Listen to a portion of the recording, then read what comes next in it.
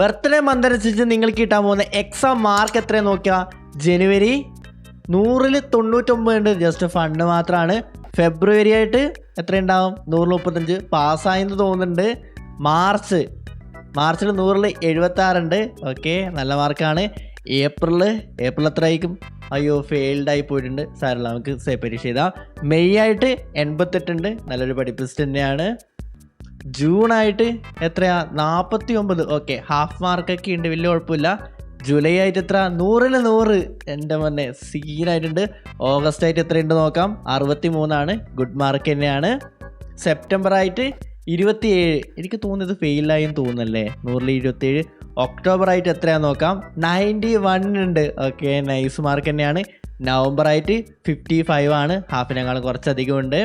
December ആയിട്ട് മുട്ടയാണ്. സാറില്ല, ജസ്റ്റ് ഫണ്ട് മാത്രമല്ലേ. നിങ്ങൾക്ക് എത്ര മാർക്ക് കിട്ടി?